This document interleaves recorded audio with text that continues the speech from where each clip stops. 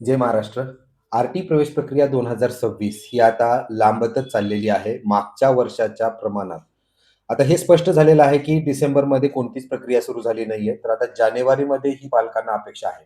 परंतु अशी ही चिंता आहे, की खरंच जानेवारीमध्ये शाळेची नोंदणी सुरू होईल का? किंवा आर-टी प्रक्रियेला सुरुवात होईल का? की आणखीन त्यामध्ये विलंब होऊ शकतो आणि तसं जर झालं, तर पालकांसमोर काय-काय समस्या येऊ शकतात आणि नेमकं ही जी काही उशीर होतोय, मागच्या वर्षाच्या प्रमाणात आज जो उशीर होतोय, यावर्षी उशीर होतोय, तर त्याचे कारणं काय-काय आहेत आणि बऱ्याच साऱ्या समस्या याच्यासोबत आणखीन वेगवेगळ्या समस्या आहेत, भाडेकरारच्या समस्या असतील, तर या सगळ्या तांत्रिक खोडामुळं पण ॲडमिशन प्रक्रियेला उशीर होणार का? पालकांना त्याचा त्रास सहन करावा लागणार का? याची सविस्तर चर्चा या व्हिडिओमध्ये करणार आहोत. त्यामुळे व्हिडिओ शेवटपर्यंत पहा आणि हा व्हिडिओ त्या पालकांसोबत शेअर करा, ज्यांचे पाल्य, मुलगा किंवा मुलगी सन 2019 ते 2020 मध्ये जन्मले असतील, म्हणजे जुलै 2019च्या नंतर डिसेंबर 2020 पर्यंत जन्मले असतील, तर पहिलीच्या वर्गासाठी ते पात्र आहेत. आर-टी मधनं ते ॲडमिशन जर त्यांचं झालं, तर तब्बल 8 ते 10 लाख रुपयेचा त्यांचा शिक्षणावरचा खर्च वाचू शकतो. चला तर मग माहितीला सुरुवात करूया.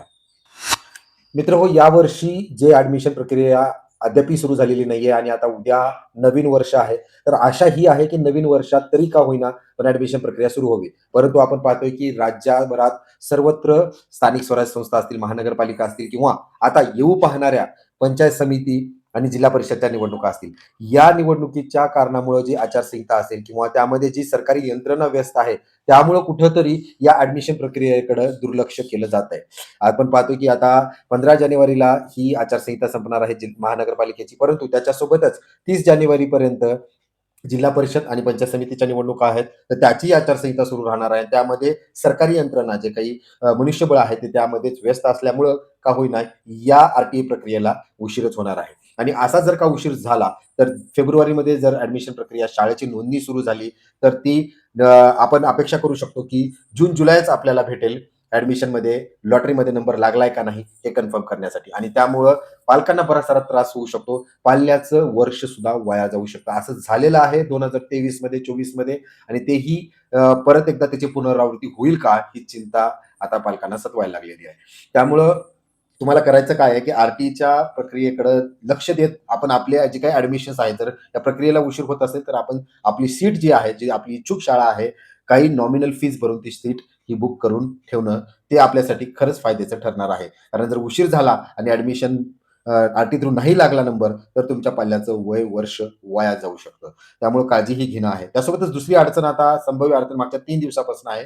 आधारचं सर्व्हर पूर्णपणे ठप्प झालेलं आहे. त्यामुळे वेगवेगळ्या ज्या काही मंडळच आहेत किंवा विभाग आहेत, जिथं आधारचा वापर केला जातो, तिथं आधारची सेवा चालत नाहीये. तर त्यामुळं भाडे करार करताना आता पालकांना बराच सारा त्रास होतोय. ते थंब घेतायत, पण थंब व्हेरिफाय होत नाहीये. त्यासोबतच बाकीच्याही वेबसाईट्स आहेत.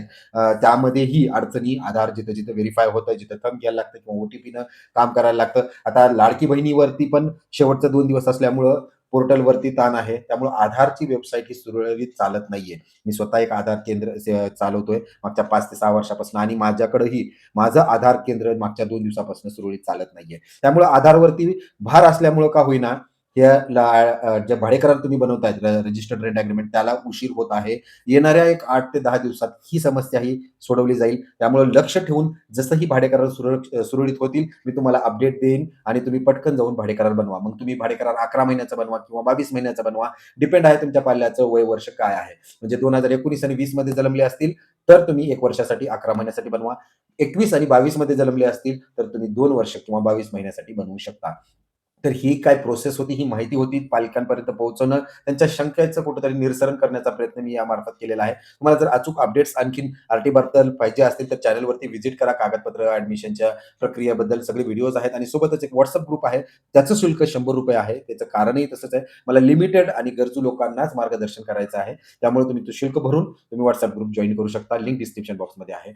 आर-टी संदर्भात जर काही प्रश्न असतील, तर कमेंट बॉक्समध्ये नक्की विचारा. मी ते तुमच्यापर्यंत पोहोचवण्याचा प्रयत्न करेल. परत एकदा विनंती आहे, चॅनलला सबस्क्राईब करायला विसरू नका. धन्यवाद.